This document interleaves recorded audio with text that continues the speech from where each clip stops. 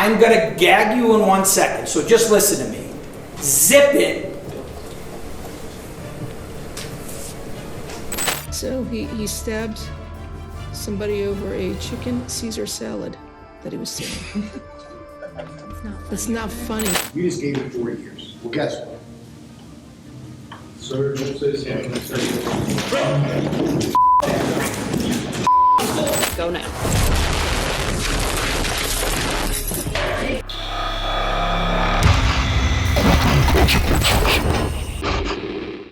This is Franklyn Williams. You will get a chance to talk. I'm gonna gag you in 1 second, so just listen to me. Who is appearing before Judge John Russo at Cuyahoga County Common Pleas Court for sentencing for a slew of armed robberies.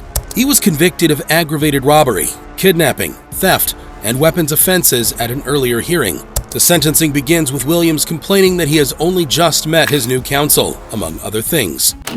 I just met this attorney the other day. That's fine. So And okay. I came and took my cell phones yesterday, and they came and took all my property out my cell today. Judge Russo cuts straight to the point, issuing a stern warning to Williams about talking out of turn.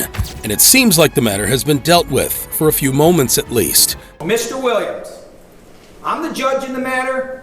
Shut your mouth, and I'll tell you when you can talk. You got it? It's the same rules we played by while we were here in trial, every time we were here for a pretrial. So just follow the same rules. Fair enough? That is, until the judge asks to hear from Williams' attorneys, and Williams begins talking across Judge Russo again. Watch the bemused expression on the face of his attorney as he stands silently, caught in the middle between both parties. So at this point, I'm going to hear from your lawyers, and that means zip it. But you're not letting me tell That you means what's going on. zip it right now. You trying to... Does that make sense? The hearing continues in a similar manner for a few minutes, with the judge ordering Williams to be silent in a variety of different ways. Again, I'm going to interrupt. Mr. Williams, listen to me. If we have to, I will gag you in 1 second. So listen, you will get a chance to talk. I'm going to gag you in 1 second, so just listen to me. However, Williams is determined to get his point across at all costs, and he continues to argue with Judge Russo. Here it is again. So you said to me you understand this comment. Zip it. Right now. Despite his constant verbal protesting, Williams remains completely calm in his seat, though much of his protesting comes across as incoherent rambling.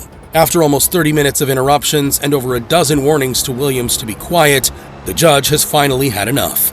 And what happens next is a shocking move that generates a huge amount of controversy.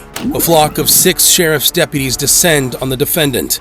He makes a move to stand, but the deputy directly behind him places his hands on Williams' shoulders, guiding him back down.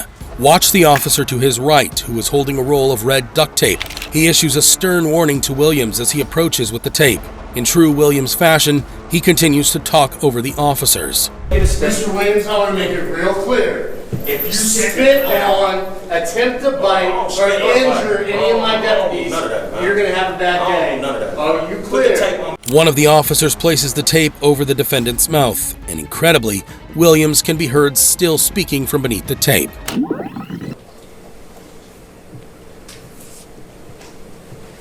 That's what it is. We'll go back on the record. Mr. Williams will have a chance to speak. And I'll be monitoring everything I say. The judge resumes the hearing, with Williams still arguing, albeit quieter now as he is stifled by the tape. He is eventually sentenced to 24 years in prison for the robberies, but what makes the biggest headlines is the judge's actions, which are harshly criticized by many. The role of a judge requires a person to exercise impartiality and moderation in all cases, regardless of how challenging a defendant is. In Williams' case, it could be argued that Judge Russo failed to achieve this, and the same can be said for Judge James Hill. You say one more word, you're gonna go to the Durham County bed and breakfast today. Judge Hill is presiding over a child custody hearing between estranged parents, Rishawana and Colin Morrison, at Durham County District Court in North Carolina. The judge, who is well known for his personable manner with defendants, usually runs a sensible and impartial courtroom, but today's hearing comes at the end of 3 days of bitter bickering between the Morrisons. and Judge Hill's patience is starting to wear thin. The couple have been engaging in a he said, she said argument, with Colin Morrison claiming that his ex-wife withheld their son from him. He's looking for full custody of the little boy. On the other hand, Roshana says that Colin abandoned their child and that he failed to pay child support. She goes on to complain about Colin's lifestyle and the freedom that he has. I'm angry that his dad lives in Durham, can go on vacations with friends, take mistresses out to eat, take her on vacation, and can't seem to see his son. Judge Hill has had enough of the petty squabbling, and he breaks into a rant chastising both parties. Two parents, and I'm going to choose my words very carefully here. Two parents can come in and act like such idiots. He continues his tirade, and he has some strong words for the Morrisons, as he reminds them of what's really important. He's not afraid to get very personal either. He does not deserve this. Y'all the one that crawled into bed and had and made that baby. He didn't ask to be born. The judge marks Rishawana's card in no uncertain manner, and when she shoots him a look that could kill, he pulls her on it immediately. Judge Hill issues a stern threat to the mother as she argues with him, and it doesn't sound like a pleasant vacation trip. I have no doubt that you have withheld that little boy from me. Don't you be looking at me. I am not withheld. You say one more word, you say one more word, you're going to go to the Durham County bed and breakfast today. Rishawana just can't help herself, though, and like a child being punished by a parent, she continues to talk back with attitude. Judge Hill follows through on his threat, directing the deputy to hold Morrison in contempt once the hearing finishes. You say one more word. All right, Deputy Neville, she's got 24 hours of contempt of court to run her mouth as soon as we get done. Unfortunately, Rishawana can't keep her mouth shut, and it earns her an even heftier punishment from the judge. All right, you got 48 hours. You were saying again, she's got 48 hours now, Deputy. Thankfully, the thought of 2 days in jail finally quietens her, and Judge Hill gets ready to deliver his ruling on custody without interruption. However, the peace isn't going to last long, and what happens next stuns the courtroom. Both parents are fit and proper persons to have custody of the minor child. I'm awarding joint custody. Just take me now. I can't do this. As Judge Hill awards joint custody to the Morrisons, Rishawana springs furiously from her seat, demanding that the deputy take her immediately. She then begins to berate the court before unleashing a torrent of verbal abuse directed at both the judge and her ex-husband. This is a disgrace. What you guys are doing, 72 you hours. need to neglect your son for 9 months. Take her out. Take her out. Right. Watch as the sheriff's deputy moves in to subdue her, escorting her from the courtroom as her screams grow louder and more incoherent. You have a mistress, you have a local deputy, you can't take care of things. I take care of my thing consistently, and I give him because he chooses to be in his son's life whenever he feels like it. They move off camera, but Rishawana continues to struggle. As the officers attempt to restrain and remove her, her brother can be seen approaching from the gallery to try and help the situation. Unfortunately, he soon finds himself caught up in the fray. Tell me how that thing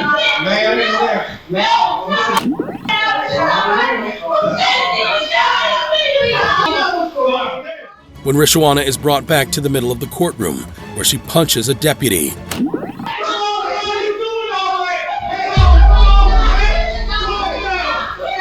The officer brings her to the floor to restrain her, and Morrison's brother objects to the physical manhandling, pulling at the deputy who holds down his sister. Utter pandemonium ensues as Rishawana gets back on her feet, and brother and sister take on the deputies together.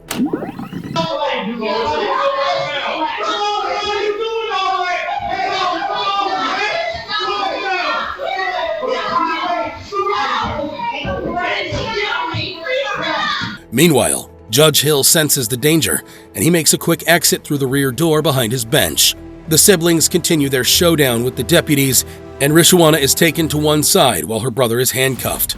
The cavalry soon arrives in the form of more deputies, who quickly take control of the situation. Despite being well able to dish out the verbal and physical abuse herself, Rishawana is not best pleased when the shoe is on the other foot, and she lets her dissatisfaction be known.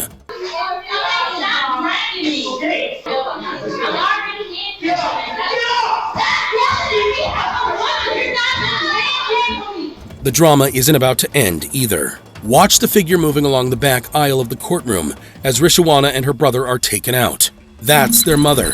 Thankfully, a quick-thinking deputy moves to grab her by the arm before she can cause any damage. However, she's not letting the event pass without getting her own opinion in, and she shouts as she's led away with her daughter and son. You should have videoed this. You should have videoed this.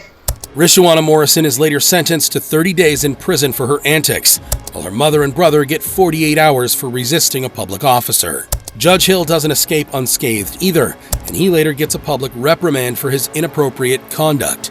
He apologizes for his choice of words, claiming that he simply wanted to drive it home to the couple that their actions were hurting their child. You say one more word, you say one more word, you're gonna go to the Durham County Band Records today. Just take me.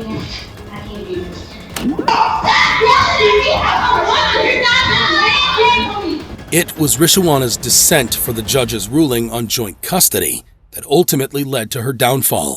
And Ky'andrea Cook has a similar issue with the judge's decision, but in her case, the stakes are much higher. Guilty of all 3 charges, sentence you to 20 years in state prison.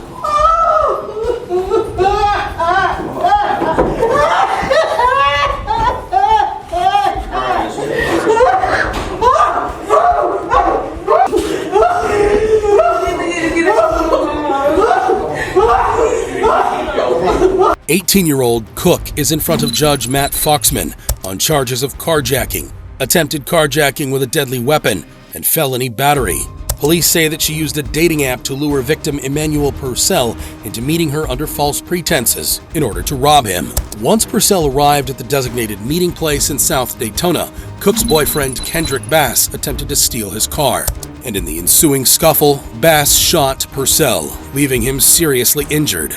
Cook is feeling quietly confident as she is sworn in at the S. James Foxman Justice Center. The young woman earlier entered a plea of no contest to the charges under the advice of her attorney, public defender Frank Scott, who assured her that her clean record means that she will face no jail time for the offenses. Judge Foxman invites Cook to the stand to address the court before he hands down her sentence, and she seems relatively calm as she approaches the microphone. All right, come on up, Miss Cook. You get to say the final words. I just want to say that I'm sorry for the being wrong, that her son had to get shot, because I didn't even know he was going to get shot. My boyfriend and his friends get threatened me to do this. I didn't even know what was going on until I was at the wrong place at the wrong time. However, she still fails to accept responsibility for the enormity of her part in the crime. And it's perhaps this lack of self-awareness that weighs on Judge Foxman's mind as he contemplates the sentence. Ms. Cook, you're before the court for sentencing. A couple of things going in your favor. One, you didn't hold the firearm during these episodes. The second is that the victim luckily survived. The judge begins his address on a positive note, and it seems as if all is going to plan for Cook. However, what happens next stuns the entire courtroom, leaving a trail of devastation in its wake. Despite Cook believing that she would serve no jail time, Judge Foxman hands her a sentence of 20 years in prison. Guilty of all 3 charges, sentence you to 20 years in state prison. The wailing you hear in the background here is from Cook's mother, who sits in the public gallery. Cook's own shock is evident by the expression of bewildered desperation on her face.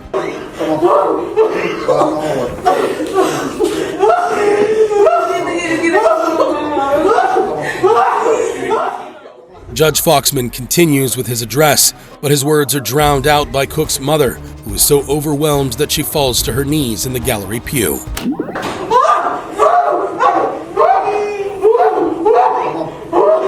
The courtroom descends into a chaos of noise as both women weep uncontrollably, and Cook is led out of the court by deputies to try and calm the situation down.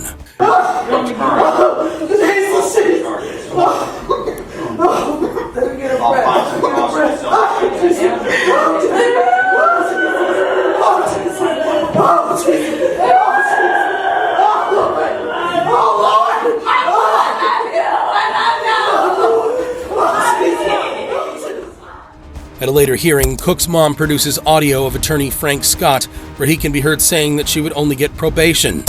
Yeah, obviously, she's not going to prison. She has no prior record.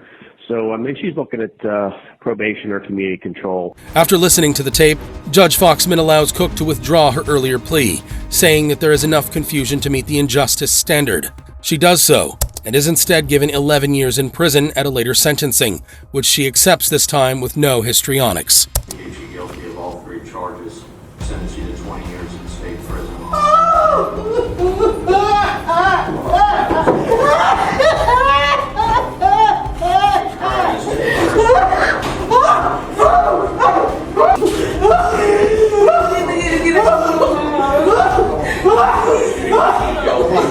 It's not an unusual occurrence for emotions to run high in the courtroom, but what is less common is for the overriding sentiment to be one of joy and elation, as in the case of David Villegas. In the District Court of El Paso County, Texas, 409th Judicial District, verdict form B. We, the jury, find the defendant Daniel Villegas not guilty of...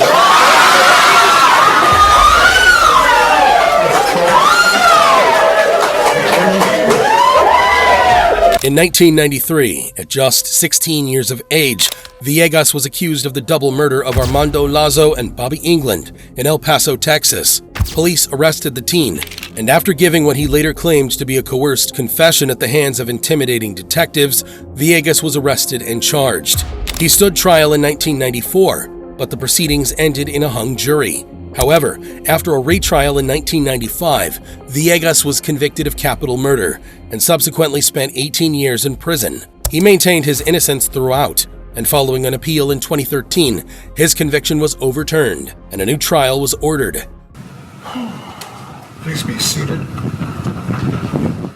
We join Villegas today at the conclusion of this trial in El Paso County Courthouse, where the jury have just indicated that a verdict has been reached. The atmosphere in the room could be cut with a knife as Judge Sam Medrano enters the room. There's a lot riding on the verdict for Villegas because in the 4 years since he was released on bond, he has fathered 3 children with his wife. Villegas sits with his hands clasped in front of his face, unable to hide his emotion as he awaits his fate. His defense team looks similarly nervous, and the man to his left rubs Villegas back to comfort him as he weeps silently.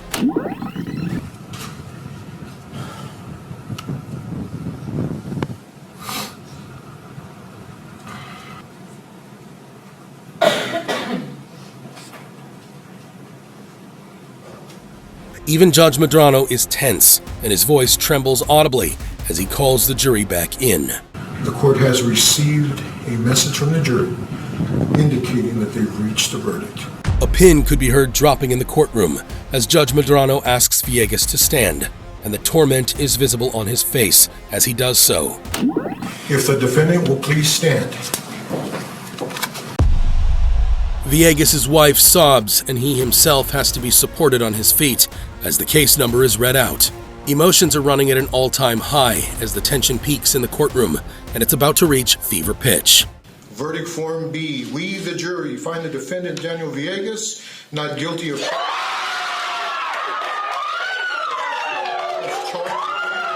The entire room erupts into cheers of joy as the verdict of not guilty is read out. Watch as Daniel Villegas falls to his knees, weeping in utter relief as his defense team crouch around him.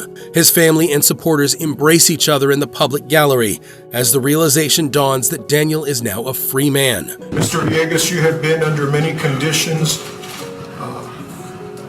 in this court. You are no longer under any conditions in this court. You are free to leave. Thank you. Good luck to you, sir.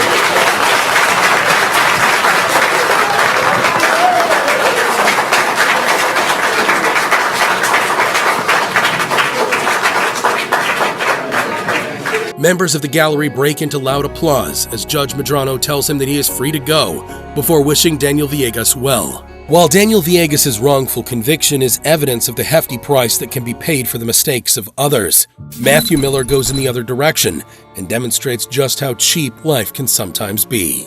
So he stabbed somebody over a chicken Caesar salad that he was stealing. It's not That's not funny. Could have killed the victim. Miller is appearing via video link before Judge Mindy Glazer at Miami-Dade Circuit Court, accused of stabbing 2 grocery store employees the day before. And the reason for the stabbing has the judge raising an eyebrow. So he stabbed somebody over a chicken Caesar salad. That's right. In the ultimate demonstration of how cheap life can be, Miller stabbed the 2 employees for preventing him from stealing a $7.99 chicken Caesar salad. Thankfully, both victims suffered just minor injuries, but Miller's cavalier attitude about the whole incident infuriates Judge Glazer. That's not funny. Could have killed the victim. So you shouldn't have gotten involved in a salad. You're not supposed to steal.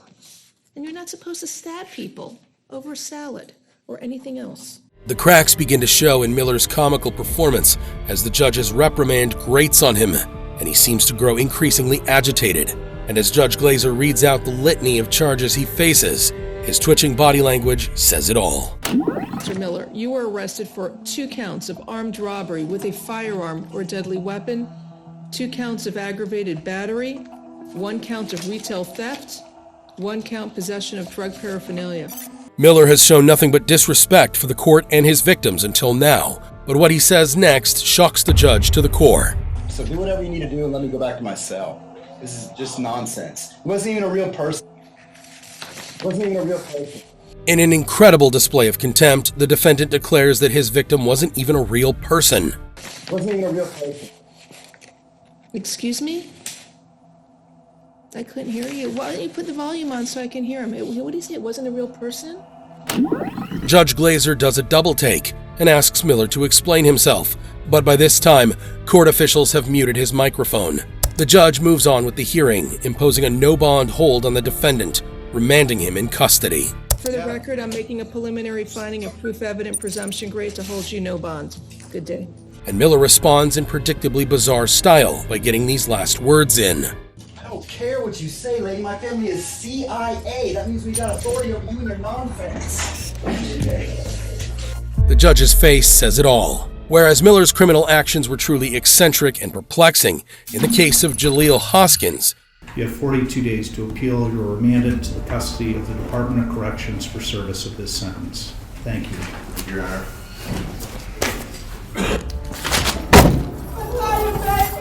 I love you, Mom!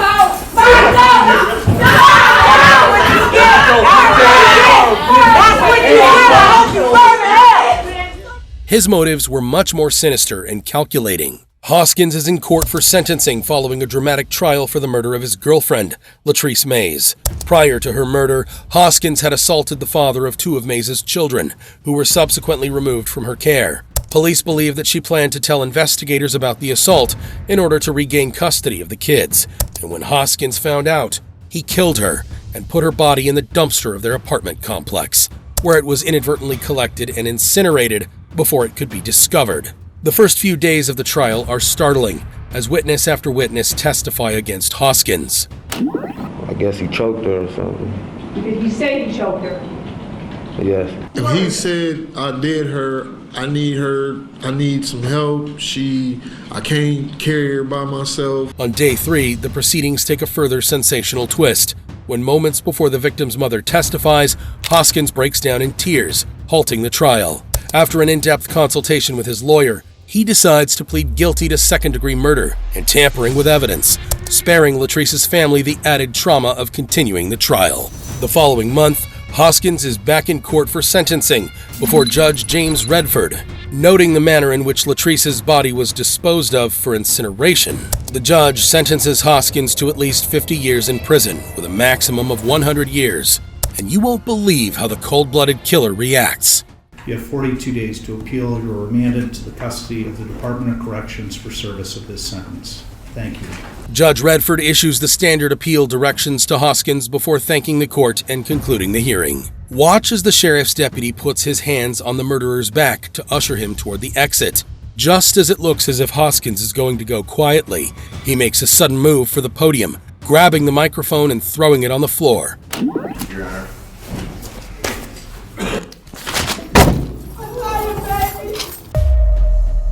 Hoskins maintains dead eye contact with the judge as he moves towards him.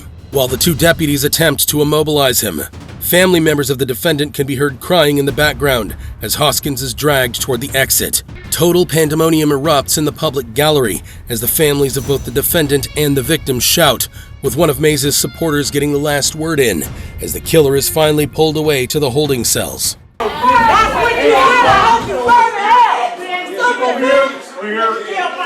Hoskins may have been removed, but things go from bad to worse in the courtroom as the families instead turn on each other.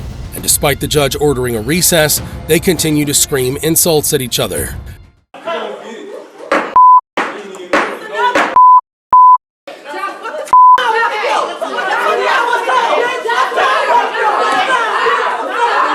A sheriff's deputy is seen calling for backup before he moves to the front of the courtroom, ushering one family member out into the hallway as the other is left sobbing in the gallery.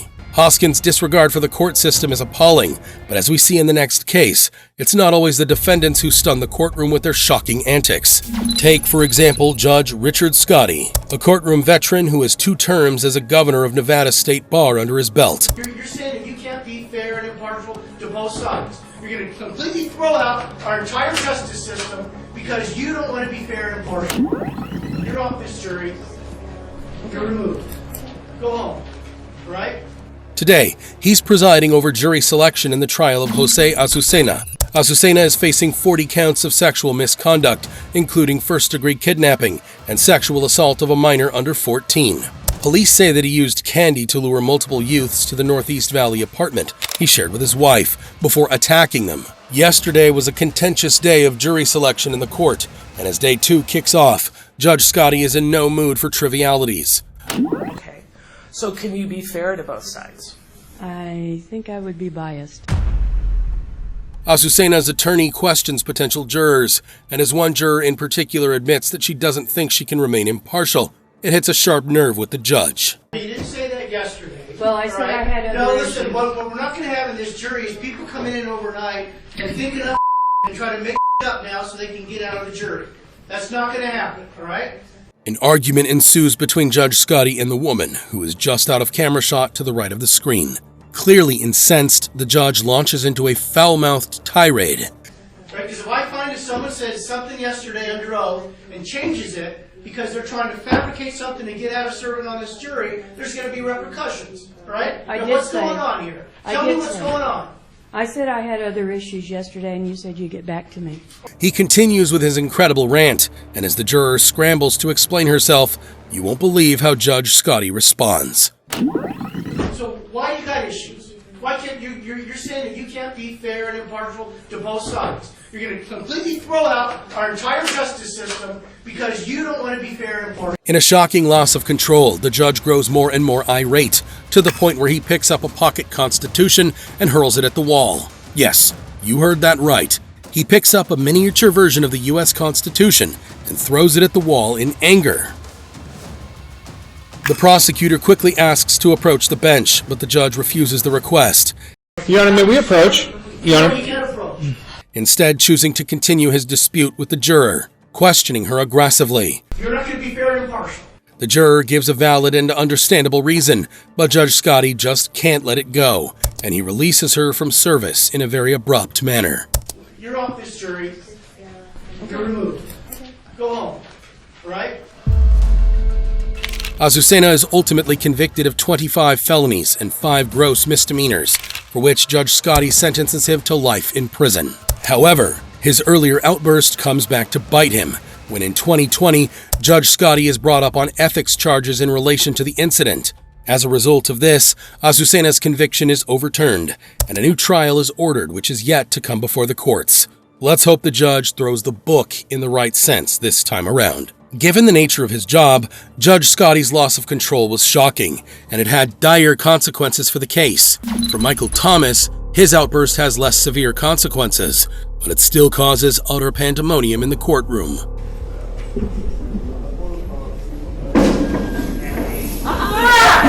Don't do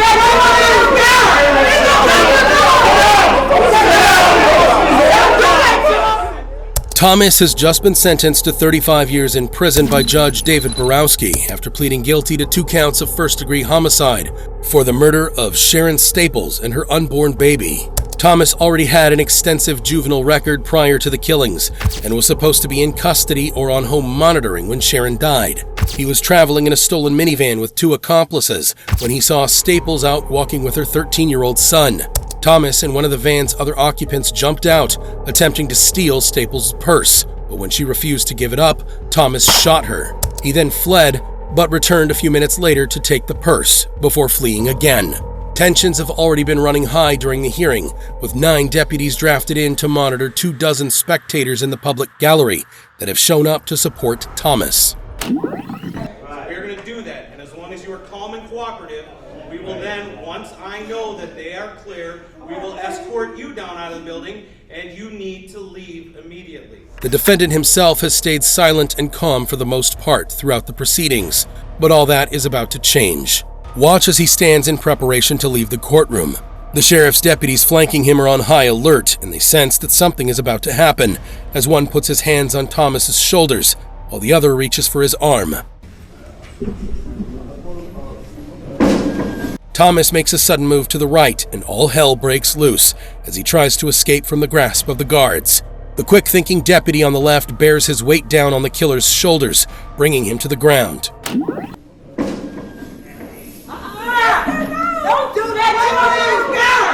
A third deputy rushes over to help subdue Thomas, and chaos can be heard erupting in the public gallery. The woman next to the man in the white shirt is particularly vocal as she takes exception to how the guards are treating Thomas, shouting, "Don't do that to him." Don't do that to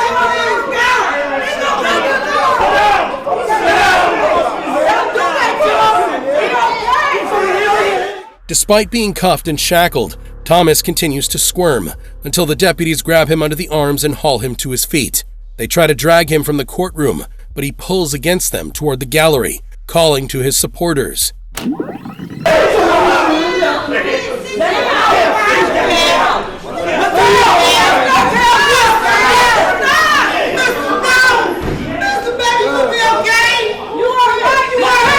The deputies seem to regain control, but then Thomas throws himself to the ground, beginning the whole scuffle again.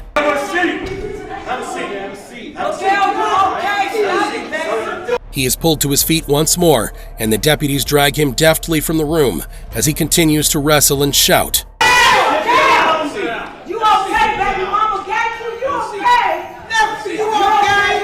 Thomas's mother can be heard shouting words of comfort to her son. The uproar persists in the public gallery. Thomas's supporters are given a strict warning by one deputy.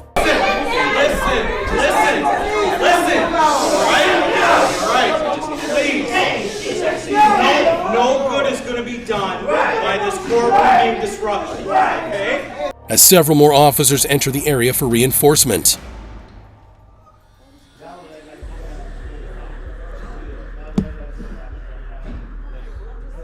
Everything seems relatively calm as the crowd begins to exit the gallery, until the man seen here in white becomes upset and starts swearing.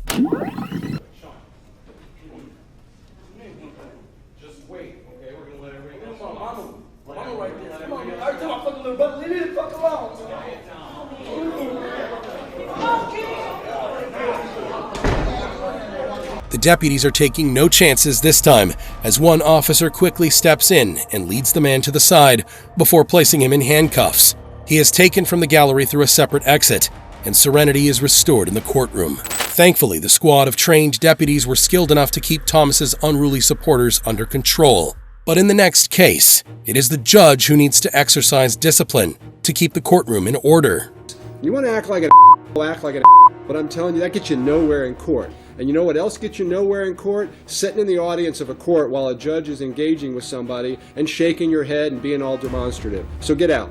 Judge Douglas Herndon is presiding over a hearing in Nevada related to Gary Walters' restitution payments. Page 10, Mr. Walters' matter, 217569. At an earlier hearing, the court ordered Walters to make the payments as part of his sentence for multiple financial crimes he committed. Walters is appealing the amount he is required to pay, and he makes his case to the judge. I've been making my payments. I've been on Social Security. I've been paying what I can in restitution. Okay. All of a sudden, he says, "You got to pay $26,000 a month."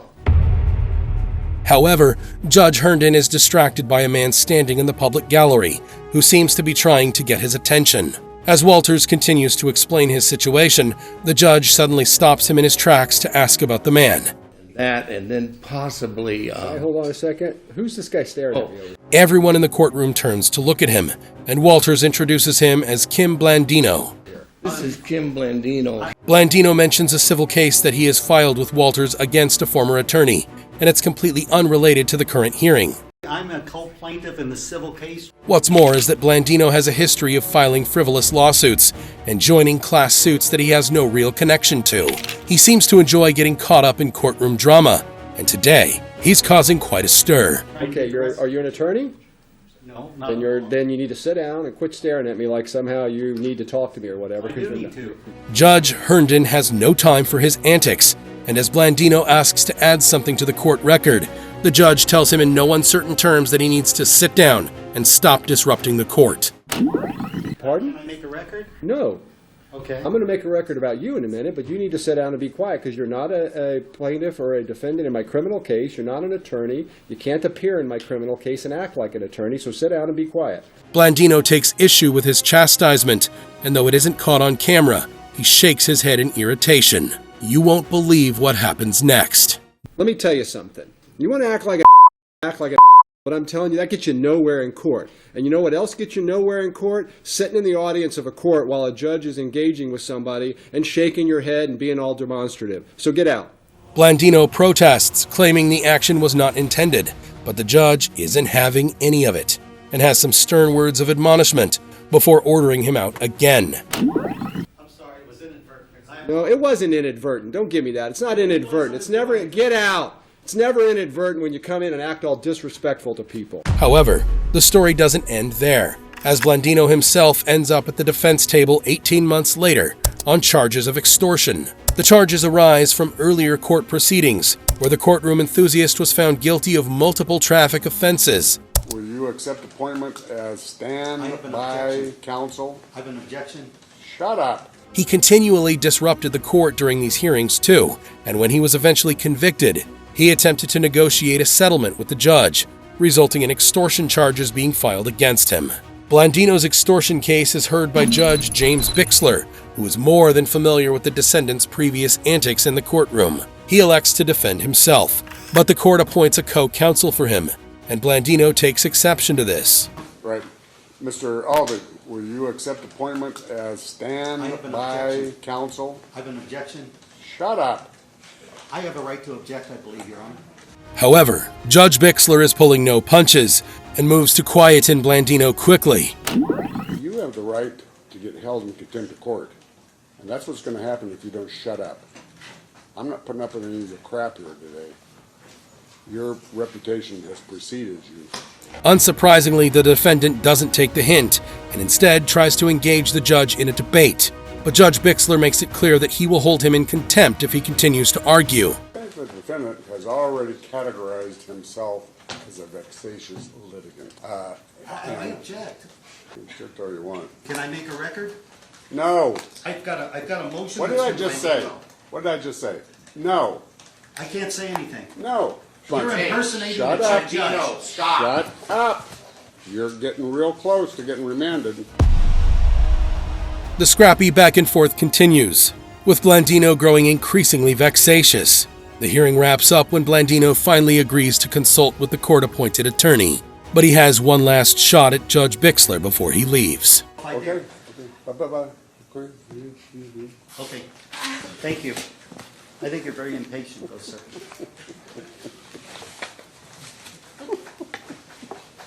Blandino is a master of disruption through malingering and interfering, but as we see with Melissa Hardwick, some defendants take a much more physical approach to obstructing the court. Go now.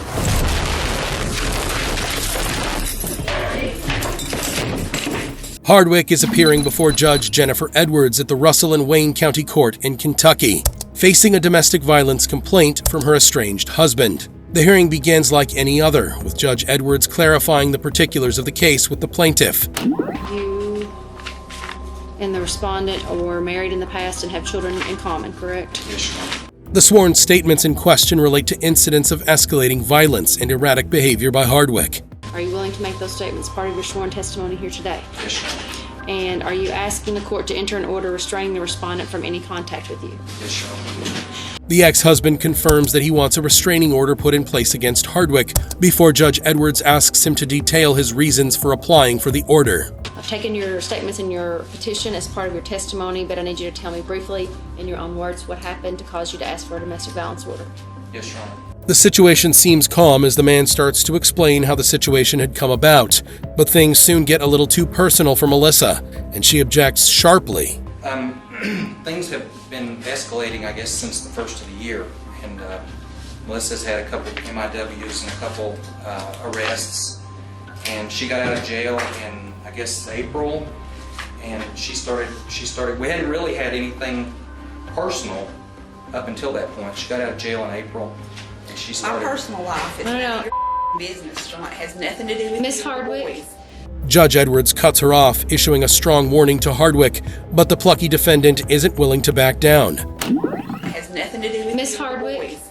No. You will be held in contempt of this court if you become disruptive. I don't care. I haven't done anything to this court. I haven't done anything to him. And she continues her rant. The judge stays true to her word, slapping Melissa Hardwick with a contempt charge and 10 days in jail. Okay. She will be arrested for contempt of It doesn't court. make any difference. You will serve 10 days for contempt of court. And what happens next is truly shocking. Go now. The court deputies spring into action, with one grabbing Hardwick around the waist, pulling her backwards, while another jumps in from the side, seizing the defendant by the hair. A third officer stands by as Hardwick is brought to the ground.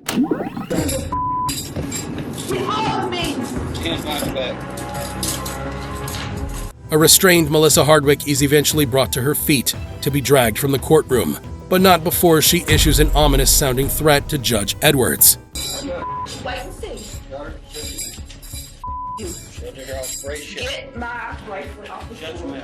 The judge waits until she is sure that Hardwick has cleared the room before she pulls her chair back up to the bench. The emergency protective order will remain in place of no contact. Judge Edwards goes on to rule that the domestic violence order filed by Hardwick's husband will remain in place. And Hardwick is also hit with additional charges of third-degree terroristic threatening, resisting arrest, and intimidating a participant in a legal process. Her outrageous outburst earns her 5 months in jail, after which she is ordered to take part in a rehabilitation program for a further 5 years. Melissa Hardwick's knee-jerk response to her estranged husband ended in chaos. And in the next case, we see a similar hot-headed response land someone else in big trouble. Judge, I'm recommending a $5,000 bond. Oh, you, Linda. Who cares what you have? Mr. Miller, excuse me, but your microphone is on, and if we have one more outburst like that, we're going to be having a very serious discussion with your supervisor. Dale Miller is representing his client Henry Mitchell before Judge Corey Amanda Cawthon in Florida. Mitchell is accused of stealing over $4,000 from a local Broward restaurant, and he's hoping that Miller can get him released on a bond of $1,000. The hearing is taking place over Zoom due to restrictions imposed by the COVID-19 pandemic, and Judge Cawthon opens the proceedings by making sure that the defendant can hear her. Mr. Mitchell, good morning. Are you able to hear me all right? Keep an eye on Miller, who can be seen here to the left of the judge, while Eric Linder, for the prosecutor's office, sits to his upper right. All right, Mr. Mitchell, you're before the court this morning on one charge of grand theft. I do find probable cause, and I will first hear from the attorneys with their recommendations. We'll start with Mr. Linder. Judge Cawthon lays out Mitchell's charges before giving the floor to Eric Linder for his recommendations. Judge, I'm recommending a $5,000 bond and no return.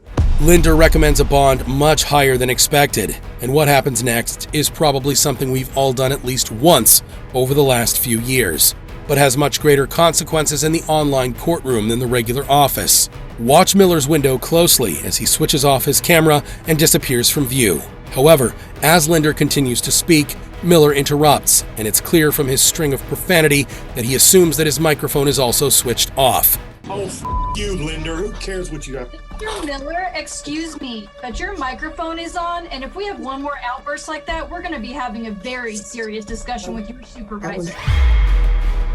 Linder's expression says it all, and even the man to the right of the judge can't hide his shock. The defendant's family members are also stunned, and maybe even a little bit amused.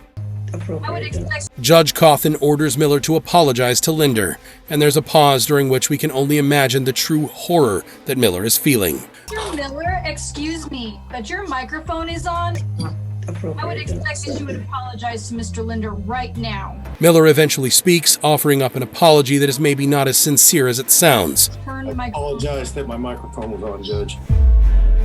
Judge Cawthon is not best pleased by his response, but Eric Linder can be seen laughing heartily before suggesting that Miller should be sanctioned for his outburst.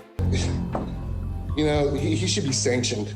The judge closes the matter by saying she will be having a discussion with Miller's superior later that day, and with that, the matter at hand is resumed. We'll be having a discussion with Mr. Goldberg after the session today. Mr. Linder, let's continue with Mr. Mitchell's case. Mitchell's bond is set at $3,000, though it's unknown what consequences, if any, that public defender Dale Miller faced. Despite being an agent of the law, Dale Miller showed a surprising amount of disregard for the court process. David Haeg is someone else who shows a lack of belief in the wheels of justice, though in his case, it's for a very different reason. No, you're dead! Oh my God! Oh my God! 51-year-old Haeg is appearing at Nesbitt Courthouse in Anchorage, Alaska, for a status hearing. It's yet another step in what has been a complicated and fraught case, stemming back over 13 years for the defendant, who alleges that there is widespread corruption in how his case was and continues to be handled. You know, you have the attorneys going down, you have the judges going down, and you have the troopers going down. You're one small part of the pocket. A lot of lawyers would agree with me. The reason is all gummed up at the top. You're just one of many. Haeg's legal troubles began back in 2004, when he was working with a state predator control program to kill wolves in the area. Charges were brought against him and another hunter, Tony Zellers, with authorities claiming that they strayed outside the designated wolf control zone. They're going in and falsifying the goddamn map that they convicted me with by altering the lines on it to make it corruptly seem I was shooting wolves in my guide area. Zellers took a plea deal, but Haeg refused to do so, claiming that in an effort to avoid a PR nightmare, officials had framed him by falsifying the boundaries on the map he was using. This, he said, was because animal rights groups took issue with the wolf control program and threatened to boycott tourism in the area. It's a complex case that has seen many appeals, but Haeg's allegations have some weight, and he is accompanied to court today by more than 50 supporters. He is representing himself, and the purpose of the hearing is to outline 5 questions that the Court of Appeal deemed that Haeg could address in court. If this court didn't do right the first time, it sure can't now. That they had screwed me out of a plea deal, that the state had falsified evidence, and now they're lying about everything to cover it all up, and that's just the beginning of it. However, as the hearing progresses, Haeg repeatedly refers to matters outside of these issues, such as the corruption that he alleges occurred. Judge William Morse eventually orders a new hearing for a later date, enraging Haeg, who refuses to leave the court. If you want to arrest me and drag me off, that's the only way I'm leaving. He becomes increasingly irate as he continues to plead his case to the court, ignoring Judge Morse, as he repeatedly tells Haeg that the hearing is over and the court is closed. They falsified this before trial, and there's a recording of the prosecutor and trooper talking about falsifying it before trial. Tensions are boiling over in the court, and things are about to go from bad to worse for Haeg. In an effort to demonstrate his intentions, Haeg stomps his foot on the floor, rousing a battle cry from his supporters. And I'm putting my foot down because somebody has to. Sensing that the situation could possibly turn, a deputy steps in and approaches Haeg, who moves back to avoid his grasp. Close, there's no more hearings here. All right. No, Oh my God! The push and pull continues before the deputy to the left of Haeg draws his taser from his breast pocket. However, Haeg isn't about to let himself get stunned, and he manages to back away from the deputies into the aisle of the courtroom.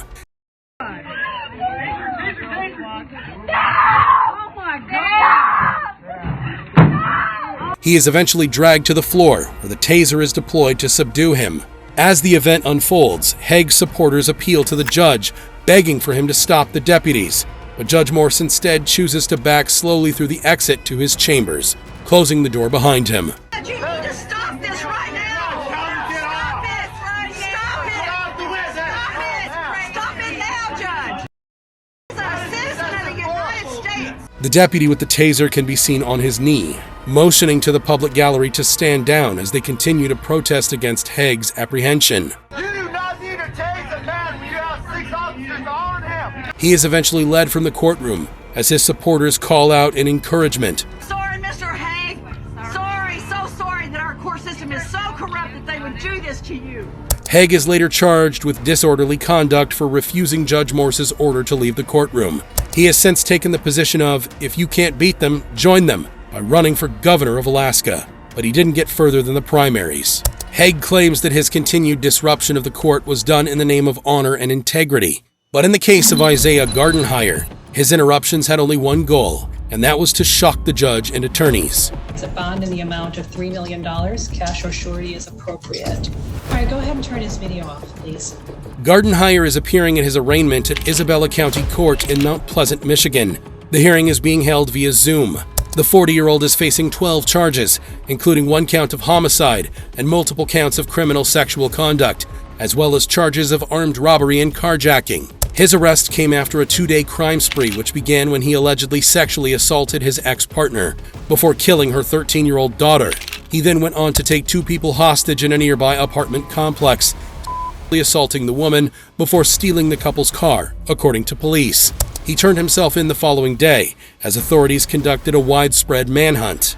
Today's arraignment is taking place before Judge Sarah Spencer Noggle. She begins by reading Gardenhire's lengthy charge sheet, and as she does so, the defendant feigns sleep. Count 1, homicide, open murder, statutory short form. Count 2, criminal sexual conduct, first degree, weapon use, DNA to be taken upon arrest.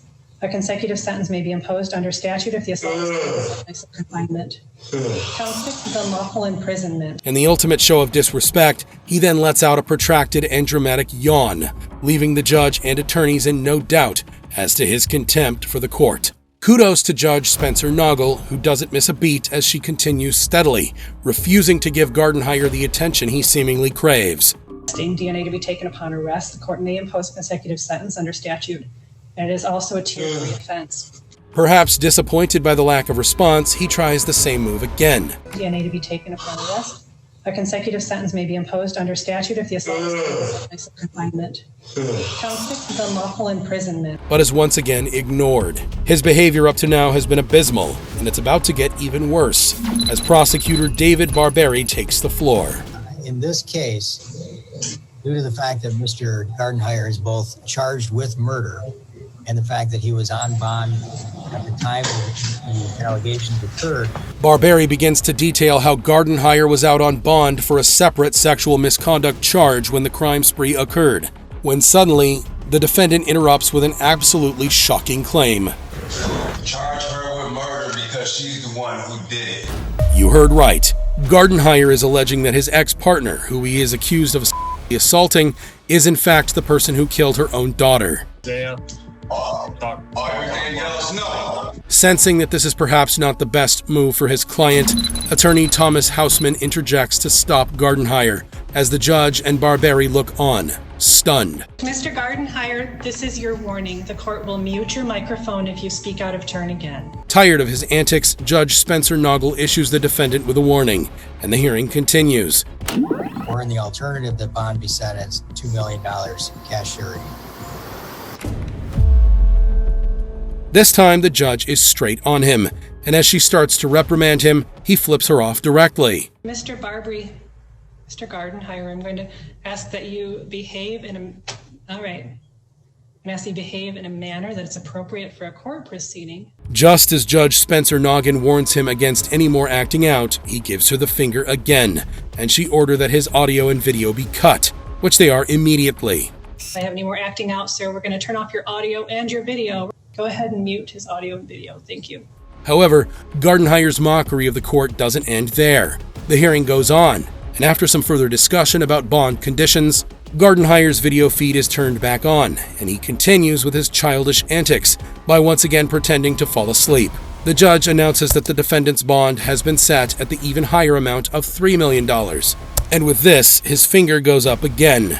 though he still pretends to be asleep. He then begins to laugh scornfully before giving Judge Spencer Noggin both barrels, approaching the camera for maximum dramatic effect. All right, the court has considered the factors found in MCR 6.106 and finds that bond in the amount of $3 million, cash or surety, is appropriate. All right, go ahead and turn his video off, please. The hearing ultimately ends early because of his unruly conduct. Gardenhire later pleads no contest to the charges against him and is sentenced to 75 to 120 years in prison. At a subsequent trial, he is found guilty of killing 2 more people in a murder that predated the crime spree. His earliest release date is set at 2096, when Gardenhire would be 115 years old. Gardenhire's crimes and courtroom behavior were particularly heinous, but in the case of Ricky Hand, his antics in court are so disgusting that they're hard to fathom. Did you just give me 40 years, sir? Yes. You just gave me 40 years. Well, guess what? Sir, don't say Hand is a career criminal from Springfield, Ohio, who is suspected of carrying out up to 30 armed robberies. He is ultimately caught after he tries to rob a liquor store, but his attempt is foiled when he is spotted on CCTV by the owner. Watch as the owner grabs his gun to defend himself before running out to face Hand, shooting him multiple times as he flees.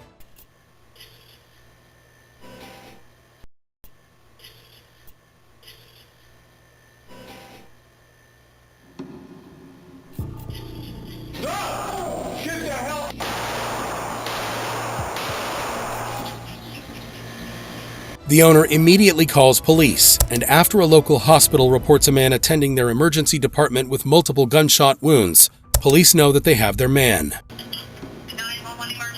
Yeah, this is John's drive-thru, West Main Street. A guy just tried to rob me and I shot him. He ran out the back door. Hand attributes his criminal history to his prolific drug use, and he admits a number of the offenses during interrogation. There have been probably a half a dozen or more robberies. Now you're looking at John's, you're looking at this break-in to this beauty salon. That's all I've done. After being charged with just 7 of the 30 alleged robberies, he pleads guilty in the hope of receiving a lesser sentence, during which he can also get help for his drug problems. However, his hopes of a speedy release are dashed when the judge hands down a lengthy 40-year sentence. Did you just give me 40 years? Hand is stunned by the severity of his punishment, so much so that he asks the judge to clarify. Sir? Yes.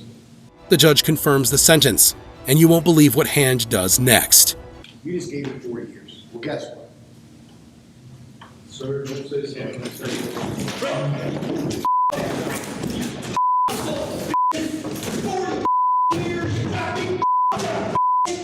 But just what did Hand pull out of his sling?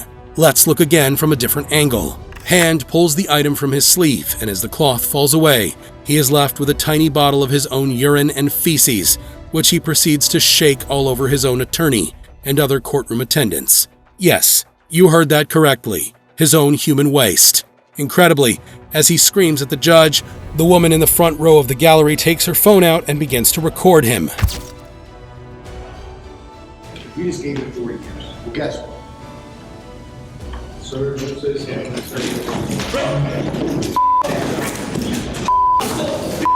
Whatever the intended outcome of Hand's dirty protest was, it ultimately lands him with added chargement of harassment with bodily fluids, obstructing justice, and retaliation.